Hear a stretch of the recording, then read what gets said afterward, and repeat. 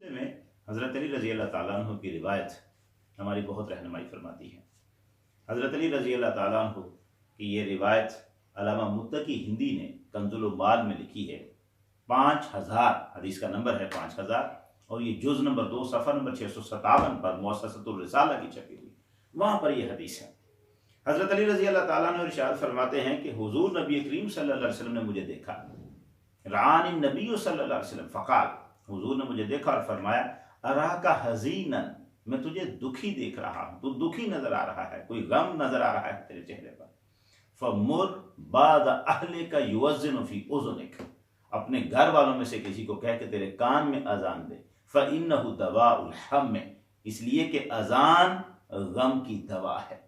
دوسرے کچھ نسخوں میں یہ لفظ ہے فإنہ درء الحم، یہ اذان غم کو دور کر دیتی ہے۔ یہ جو روایت ہے حضرت علی رضی اللہ تعالیٰ کی، یہ بتاتی ہے کہ غم اور دکھ کو دور کرنے میں اذان ایک مجرب ہے، معاملہ ہے کہ نبی اکرم صلی اللہ علیہ وسلم ارشاد فرما رہے ہیں یہ غم کو دور کر دیتی ہے۔ اچھا، یہ جو روایت ہے حضرت علی رضی اللہ تعالیٰ عنہ کی، اس کی جو سند ہے وہ بھی کمال ہے۔ حضرت علی رضی اللہ تعالیٰ عنہ اس روایت کو بیان کر رہے ہیں اپنے بیٹے امام حسین علیہ السلام کے ساتھ۔ امام حسین علیہ السلام اسے بیان کرتے ہیں آگے اپنے بیٹے امام زین العابدین سے۔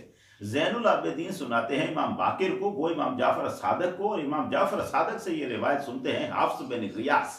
حفص بن غیاث سے یہ روایت سنتے ہیں عمر بن حفص، اور عمر بن حفص سے حسین بن ہارون، ان سے فضل بن عباس، ان سے عبداللہ بن موسیٰ، اور ان سے ابو عبد الرحمن السلمی، اور ان سے سنا ہے اس روایت کو امام الدیلمی نے۔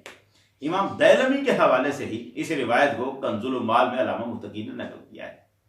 یہ روایت سنانے سے پہلے حضرت علی رضی اللہ تعالیٰ عنہ نے امام حسین کو جب یہ روایت سنائی ہے تو انہوں نے ایک جملہ ارشاد فرمایا قد جربتہ فوجدتہ کذالک، میں نے اس کا تجربہ کیا ہے اور میں نے اسے ایسا ہی پایا ہے جیسا سرکار دو عالم صلی اللہ علیہ وسلم نے ارشاد فرمایا کہ یہ اذان دکھ کی دوا ہے، غم کی دوا ہے، میں نے اسے ایسا ہی پایا ہے۔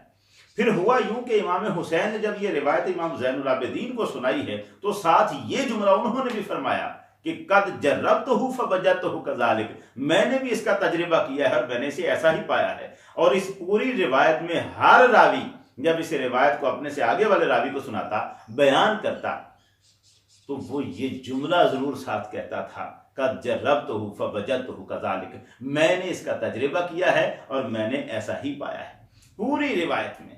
اور یہی جو روایت ہے، یہ جو حدیث ہے، اسے امام شمس الدین محمد بن محمد الجزری نے بھی نقل کیا ہے اپنی کتاب اسن المطالب میں۔ ایران سے چھپی ہوئی یہ کتاب، اس کے صفحہ نمبر 92 پر امام ابن جزری نے جو حدیث لکھی ہے یہ والی، اس کے ساتھ ایک جملہ لکھا، وہ یہ کہتے ہیں ھذا حدیث حسن التسلسل، یہ حدیث اس کا پورا سلسلہ نہایت اچھا ہے، صاف ستھرا خوبصورت ہے، اعلیٰ نام ہے سارے کے سارے۔ وَلَمْ أَرَ فِي رِجَالِهِ مَنْ تَكَلَّمَ فِيهِ بِقَدْحٍ، وہ کہتے ہیں اس کے سارے راویوں میں کوئی ایک راوی بھی ایسا نہیں جس میں کسی نے کوئی تان کیا ہو، کوئی تان کسی راوی میں نہیں ہے، تمام تر راوی نہایت صاف ستھرے۔ یہ کہہ رہے ہیں جرح و تعدیل کے اماموں میں سے ایک امام، اور وہ ہیں امام شمس الدین ابن جزری۔ یہی جو روایت ہے جو اتنی ستھری ہے اور جو یہ بیان کر رہی ہے کہ اذان دکھوں کا مداوع کرنے کے لیے ایک کارآمد معاملہ ہے۔ حضور نے فرمایا کہ دوا ہے، دکھ کو دور کر دیتی ہے، اور حضرت علی سے لے کر تمام راوی کہتے ہیں ہم نے تجربہ کیا ہے کہ یہ اذان جب بھی سنی ہے اس نے دکھ کو دور کیا ہے، دکھ کا مداوع کیا ہے اس کا، اور یہ تجربہ ہے ہمارا۔ یہ جو تجربہ انہوں نے کیا ہے، اب حضور سے لے کر یہ چلتی آئی، امام ابن جزری نے اپنی سند کے ساتھ اس روایت کو نقل کیا۔ ملا علی قاری مکی جو دوسرے عظیم محدث ہیں، انہوں نے بھی اسی روایت کو نقل کیا، اور ملا علی قاری مکی نے اپنی کتاب جو مشکات کی شرح انہوں نے لکھی مرکات المفاتیح، اس مرکات المفاتیح میں جلد نمبر 2 صفحہ نمبر 149 یہ چھپی ہے مکتبہ امدادیہ ملتان سے۔ اس جلد میں باب الاذان قائم کیا ملا علی قاری مکی نے، اور وہاں پر وہ بیان کر رہے تھے کہ کن کن موقعوں پر اذان دینا مسنون ہے۔ وہاں پر یہ بیان کرتے کرتے انہوں نے ایک جملہ لکھا، وہ کہتے ہیں وَيُسَنُّ أَيْضًا عَنِ الْحَمِّ، دکھ کو دور کرنے کے لیے اذان دینا یہ بھی مسنون ہے۔ امام ملا علی قاری مکی جو انتہائی مستند محدث ہیں، عظیم محدث، وہ یہ فرماتے ہیں کہ دکھ کو دور کرنے کے لیے، غم مٹانے کے لیے، غم سے بچنے کے لیے اذان دینا یہ بھی مسنون ہے۔ وَيُسَنُّ أَيْضًا، یہ بھی مسنون ہے، ان الحم میں، دکھ کو دور کرنے کے لیے۔ اور اس کی دلیل وہ کیا کہتے ہیں؟ کہتے ہیں بخبر دیلمی، اس کی بنیاد وہ روایت ہے جو امام دیلمی نے نقل کی ہے۔ کون سی؟ ان علی قال رعانی نبی صلی اللہ علیہ وسلم، وہی روایت جو حضرت علی رضی اللہ تعالیٰ عنہ کی آپ نے فرمایا کہ میں نے رسول کریم صلی اللہ علیہ وسلم نے مجھے دیکھا اور فرمایا کہ تو مجھے دکھی نظر آتا ہے، کسی کو کہہ کے تیرے کان میں اذان دے۔ جب یہ معاملہ ہے کہ اذان دافع بلا ہے، ابن الجزری اس پوری سند کی تحسین بیان کرتے ہیں، ملا علی قاری مکی اسے مسنون کہتے ہیں اذان دینا، یہی تو وہ معاملہ ہے کہ جب بھی مسلمانوں پر مشکلات پڑتی ہیں، وبائیں پڑتی ہیں، تکلیفیں پڑتی ہیں، تو وہ اذان کا سہارا لیتے ہیں۔ اللہ کی طرف رجوع کرنے کے جتنے ذرائع ہیں ان میں سے ایک یہ ہے کہ اس کی کبریائی کو بیان کیا جاتا ہے۔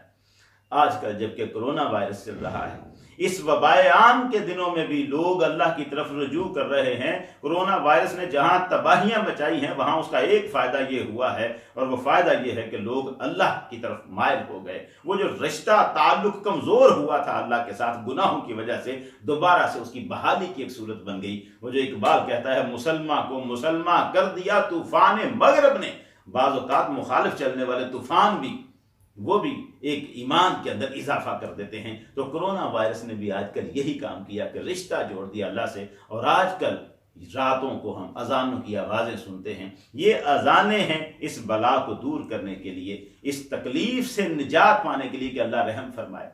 اب اس میں بعض دوسرے اہل علم لوگ جو یہ محسوس کرتے ہیں کہ یہ ان کے نزدیک ان کی اپنی تحقیق اور ان کے اپنے اصولوں پر شاید یہ معاملہ سنت کے مطابق نہ چل رہا ہو، یہ ان کا اپنا معیار، ان کے اپنے اصول ہیں، دوسروں کے اپنے معیار اور اپنے اصول ہیں۔ حدیث سامنے ہے، حدیث کی سند بہترین ہے، اس سے کیا استدلال اور استنباط کیا، یہ دونوں کا اپنا اپنا الگ نظریہ ہے۔ لیکن اس میں بہرحال اس طرح کا رویہ نہیں ہونا چاہیے کہ ایک مناظرانہ سی فضا پیدا کر دی جائے، ایک مجادلانہ سی فضا پیدا کر دی جائے۔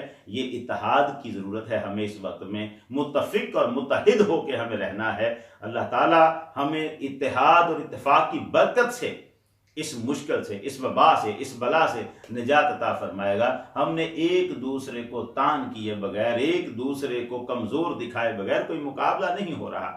جو جس طرح سے اللہ کی طرف رجوع کرتا ہے، معاملہ تو دیکھنے والا یہ ہے کہ اس کا رجوع الی اللہ ہو، خالصتاً اللہ کو پکار رہا ہو، اللہ کی کبریائی بیان کر رہا ہو، اس کی تکبیر بیان کر رہا ہو، اور یوں اللہ کو پکار کر اللہ کا آسرا ڈھونڈ رہا ہے کوئی، اس کے لیے وہ اذان دے، وہ نماز پڑھے، وہ قرآن پڑھے، اس پہ کسی کو کوئی اعتراض نہیں کرنا چاہیے۔ اور ان لمحوں میں، اس مشکل کی گھڑیوں کو ہم نے اتحاد و اتفاق کے ساتھ اللہ کی بارگاہ میں سب نے مل کر وَاعْتَصِمُوا بِحَبْلِ اللَّهِ جَمِيعًا وَلَا تَفَرَّقُوا، اس کی عملی شکل اب ہم نے دکھانی ہے کہ اللہ کی رسی کو سب مل کر مضبوطی سے تھام لو اور فرقوں میں نہ پڑو۔ اب ہم نے فرقہ بندی کو، فرقہ واریت کو ختم کرنا ہے، اور ایک دوسرے کے ساتھ مل کر جس طرح سے ہم سمجھتے ہیں بنیاد اللہ کا قرآن اور نبی کی سنت ہوگی، اور رجوع الی اللہ ہم سب کا ہوگا، یہ ہماری بنیاد ہے۔ اللہ تعالی ہمیں اس مشکل وقت میں